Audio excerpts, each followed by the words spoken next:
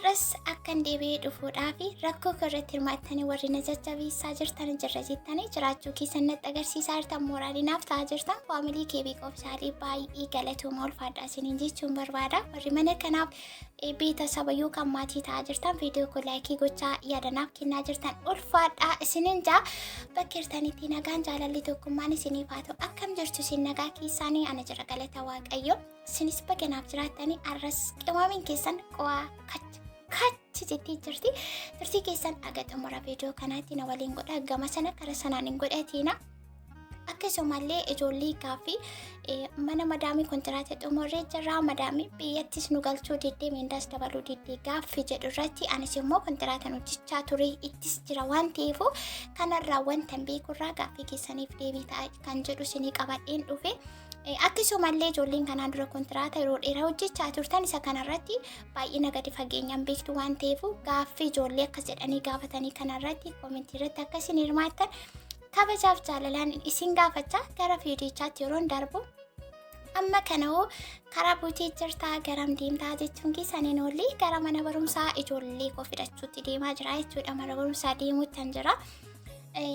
Kanaaf asumarraa maaf gaaffii isaanii hin deebisuu kan jedhu yaadee akkasumallee wanta hojjedhe dhumarrattis ni jira waan ta'eef inni kun guutummaa guutuutti jalqabaa gadhumaatti qabiyyeen har'isni qabatee dhufe hinuma sin fayyadaa gaaffii keessaniif deebiidhaa irrumaa barattu kan jedhuun konfiidensii guutuudhaan qabadhee dhufeetii jira. Isinis immoo narkaa fuudhaa isiniin jechuufi egaa ijoolleen kontiraata hojjennee xumurree gara biyyaa galuu barbaannee madaamiin diddee miindaas dabaluu diddee kan jedhu irratti kontiraata xumurree kan jedhamu kuni waggaa 2 qulqulluu yookaan guutuu kan xumurte yoo ta'e jechuudha. Kontiraata kanani xumuree gara biyyaatti galuun barbaadetti madaamii keetti dubbatachuu dandeessu. Tarii warreen beeknee dhuftanii waggaattis ta'uu danda'a waan ta'eef kontiraata kan jedhamu waggaa 2 yoo guutte waggaa 2 erga guutte kontiraata kee xumurtee gara biyya keetti galuu barbaadda yoo ta'e madaamii sun tikkeettii kuttee biyyatti si gaggeessuudhaaf dirqama qabdi jechuudha.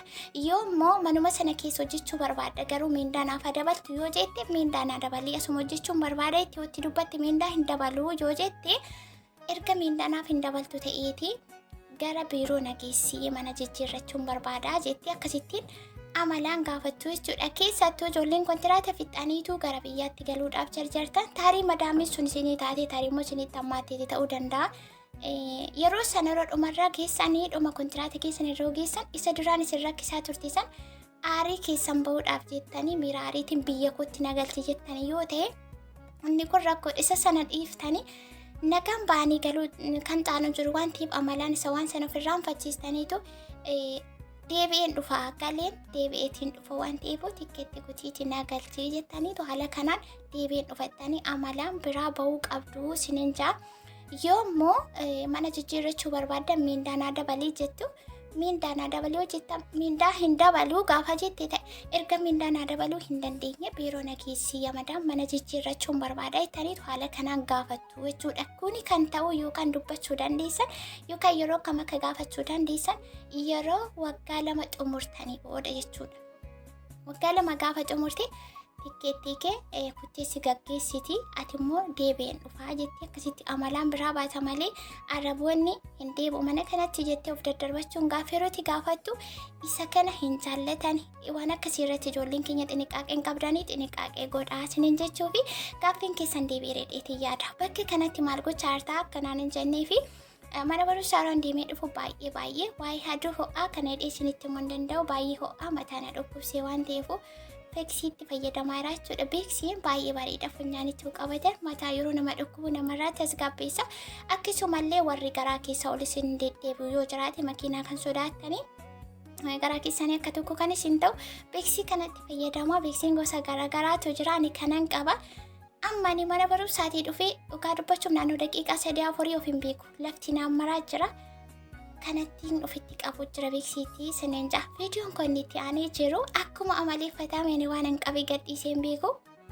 Har'a qibaatii baay'ee ajaa'iba bareeda ta'e haala salphaatiin ammas mana keessatti qopheesseetiin jira jechuudha. Inni kun maaliif fayyada maalirraa hojjettee jechuun keessan gaaffii isin biraan ibamtu wanta irraa hojjettis maaliin akka fayyadu maaliif akka fayyadus asumarraan isinitti himuuf hin deemaa jira.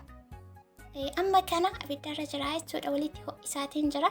Bakki xiyyi diimaan kun agarsiisu seeraatiin hubadhaatee ilaala. Qibaatiin kun inni garagajjallaa isheen gurraattiin sunis kokonaatii, inni olaanu adii guddaan kunis kokonaatiidha. Isaan kana keessaanii isa adii kanatti hin fayyadama. Inni gurraachi gara xiqqaan gajjallaatti mul'atu kunis gaariidha. Kokonaatii magaaruu ana inni sun baay'ee mataawwan na dhukkubseedhaa fi sana dhiiseetiin kokonaatii isa guddaa olaanu kanarratti fayyadamaa jechuudha. Garuu jaarri faayidaan isaanii tokkuma. Senegaali faayidaan isaanii tokkuma. Garan qibaatii irra hojjetadheeti yeroon isinii deebi'u wantoota walitti dabale kushiinaa keessatti waraabuu hin danda'u akkan barbaade akkuma danda isiniin jedhu kaameraanis ni jira waan ta'eefu jarri koo isa kanaaf eeyyamamoota miti jechuudha. Inna wanta walitti dabalee dhuma irratti gaafa yeroon gara kilaasii geessu ni argitu amma garuu kushiinaa keessatti agarsiisuu hin danda'u akkanumaan isinitti himaa jechuudha. Innis qurunfudii, jinjibila, abasuuda gurraachaa fi qullubbii adii. Kuni qullubbii adiidha. Kun qullubbii adii erganii abasuuda qurunfudii fi jinjibila walitti ooyilii kokonaatii kana walitti ho'isee booda dhumarratti qullubbii adii qola isaarraa quncisee muka walitti qabsiisee keessa buusee jechuudha. Amma kana jarri koo erga karaarra zoredhanii booda gara kilaasii kootti fidadhee ol bahee amma kana qodaatti naqadhee ol kaawwachuu fi kana harratti fayyadamuuf osoo hin taane yeroo biraa bor yookiin immoo borirraa qidaamee guyyaatti rifeensa kumii torban isaa ga'ee jira waan ta'eef gaafasii fi yeroo firii argadhee akkuma yeroo ndasiniin jiru hojii yookaan qopheeffadhee lafa kaawwachuun waan hin barbaaduuf maaliif gaafa biisii taatan wanta qopheeffatanii ol kaawwatan fuutanii bakki sanaa torbanitti yeroo tokkotti fayyadamuu dandeessu kan jedhu.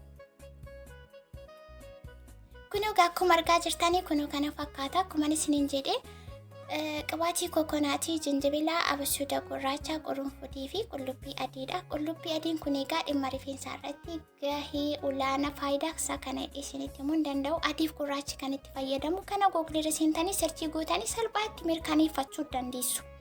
Senegaalee kana jechuun egaa rifeensa keessattuu kan haphatuuf adda gubbaa irratti. Ispeeshaalee rifeensa adda gubbaarraan boboqqa'ee luluqqa'ee uumee lafa duwwaa ta'edha baay'ee tokko gaariidha.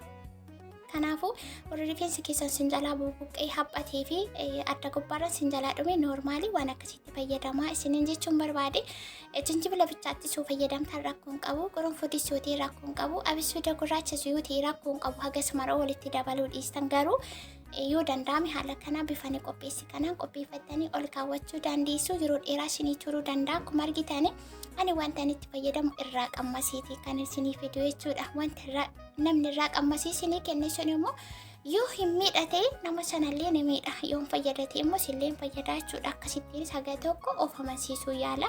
Kana jechuun sin dirqisiisuu koo miti baay'ee wayi.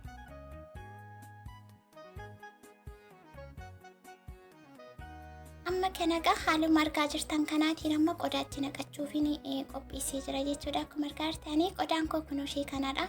Isinillee yeroo hojjetattan otoo burcuqqoo ta'e wanti itti naqattan waan cabatoo ta'e bareeda. Sababni isaa laastikii yoo ta'e paawuriin isaa yookaan humni isaa keessaa dadhabaa deema waan ta'eef wanta inni dura waan walitti daddabalee asitti agarsiisuu hin danda'u. Bakka inni walitti dabalu isinitti agarsiisa. Inni isiniin jedhe kunoo bakka kanatti hubattanii ilaaluu dandeessu. Kunoo haala kanaa furdatee galeriin isaallee baay'ee namatti tola. Egaa waan akkasii kana suuqirraa bituudhaaf barbaadameellee hin argamu. Gatiin ishee waddii qaaraatti akka qaaraatti nama gubu qodaan ishee immoo baay'ee xiqqoo jechuudha. Akka shiriingaatti namatti kennani kunooti jala isaallee ilaaluu dandeessu bakka kana jinjibila, abasuuda gurraacha, qurunfudii fi qullubbii adii haala kanaan itti dabalee jira jechuudha. Isa singatu amma keessumaan ka'a.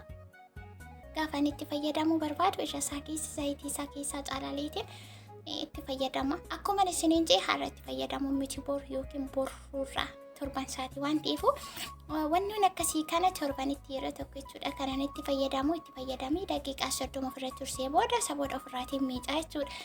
Inni kan biraan ani isinitti himu foolii isaa kana ani waan foolii kana ayidoonno maal akka hin jedhuun beeku. Filannoo lamanatti ta'e garuu immoo laman jaallatanii yookaan muka lama qabaatanii luka lama qabaatanii muka lama yaabanii jedhama.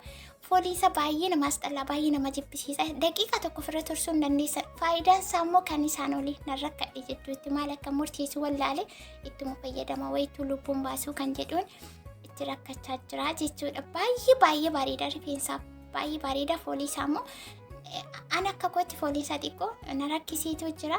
Warri immoo foolii akkasii dandeessan jirtu. Guutummaa guututti foolii nyaata jedha kun. Gaaffii kan biraan qabu kan ammoo akkasii foolii isaa jabaatu kan taasisu qullubbii adiidha. Qullubbii adiin immoo rifeensa baay'ee bareeda kan buqqa'uu fi kan addarraa dhume baay'ee bareeda. Koman isiniin jedhe namoota kan adiif gurraachi duratti illee ammallee kan itti fayyadamu jechuudha.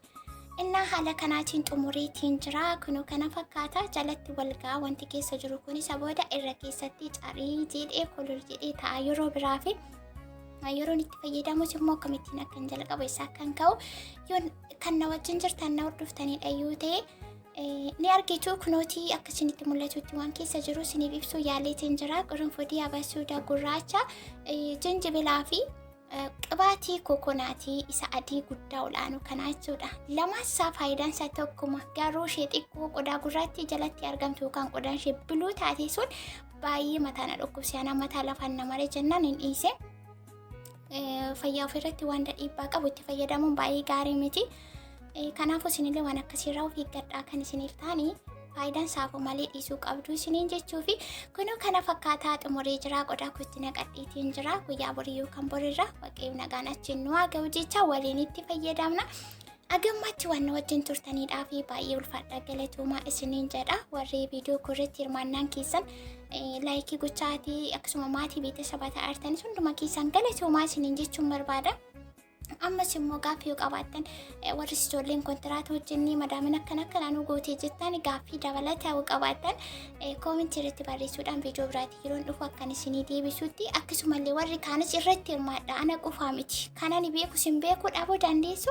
Kan isin beektan immoo ani beekuu dhabuu danda'a. Akkasii dubbii waan ta'eefu namni yoo walitti dhufe wanti wal gargaartee arbayiteedhaani gaaffii kanarratti illee hirmaadhaa isiniin jaa. Gaaffii dabalataa qabaattan immoo koomentii irratti na eega.